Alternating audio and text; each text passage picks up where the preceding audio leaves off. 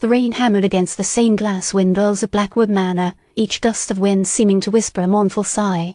Elias Thorne huddled deeper into his coat, the chill seeping into his bones despite the roaring fire in the hearth. He felt an unsettling familiarity to the oppressive atmosphere, a shadow of the unsettling calm he's known of the harmony, but this felt older, more deeply rooted. "It's worse than the stories suggest, Mrs. Abigail Blackwood murmured, her voice a fragile tremor. She sat rigidly in a wing-back chair opposite him, her eyes red-rimmed and shadowed with exhaustion. "The portraits, they seem to watch you." Elias, despite his ingrained skepticism, couldn't entirely dismiss her words. The Blackwood ancestors, rendered in summer oils and heavy frowns, did possess an unsettling presence. He's seen more unsettling portraits, however, staring into the depths of the harmony, feeling those eyes probing his thoughts. "Local law tends to exaggerate," he said, his voice sounding hollow even to his own ears. "Tell me again about the disturbances." "It started subtly, Mrs.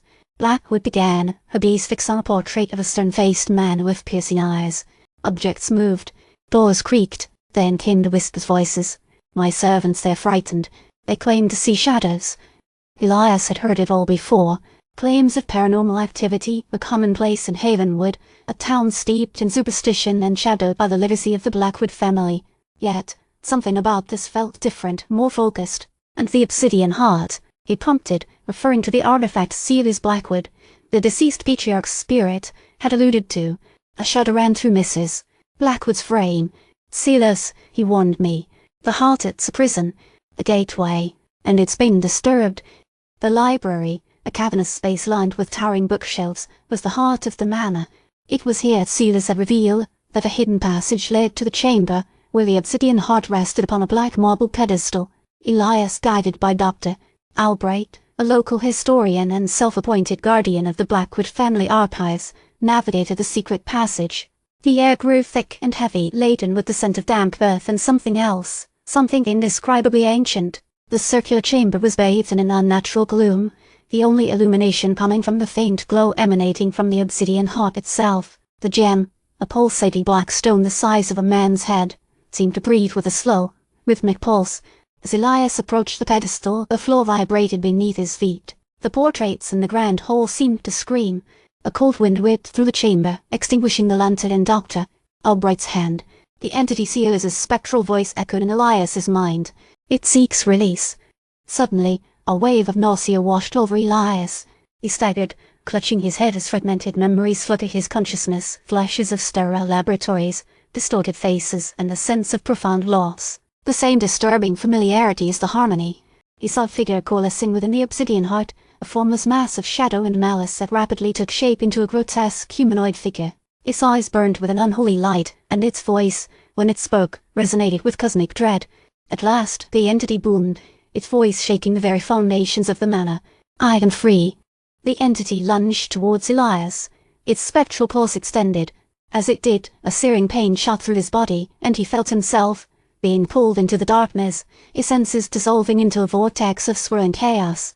He felt Silas's voice, desperate and laced with regret. "The resonance, it's reacting. You were meant to contain it. You were meant to prevent this." Elias fought against the encroaching darkness, his mind screaming for control. He focused on the memory of his deceased wife, Sarah, her gentle smile, her unwavering belief in his ability to find truth and justice. The harmony was nothing compared to the terror he felt now. With a supreme effort of will, he managed to solidify his consciousness, anchoring himself to reality. He realized, with a terrifying clarity, that the entity wasn't merely an external force. It was a reflection of something within himself, a manifestation of his own repressed fears and desires. He felt a strange energy surge within him, a power he didn't know he possessed. The same power he felt at the harmony, but amplified.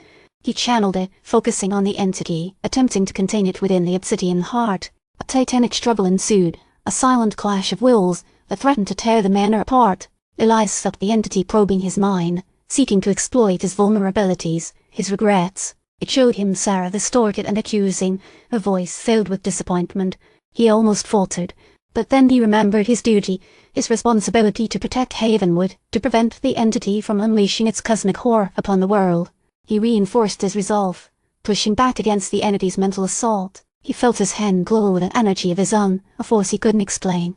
The Obsidian Heart pulsed violently, its black surface crackling with otherworldly energy. With a deafening roar, It shattered into a million fragments, releasing a wave of pure energy that slammed into Elias, knocking him to the ground. When he opened his eyes, the entity was gone.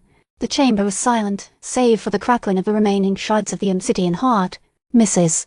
Blackwood stood trembling in the doorway, her face a mask of terror. Is it over?" she whispered. Elias struggled to his feet, his body aching, his mind reeling. He looked down at his hands, expecting to see them glowing with otherworldly energy. They were ordinary, human hands, or so he thought. A faint, mournful note resonated within his mind, a subtle vibration that seemed to emanate from the very stones of the manor. It was a promise of return, a chilling reminder that the darkness had merely been contained, not extinguished. "Not yet," he said, his voice hoarse.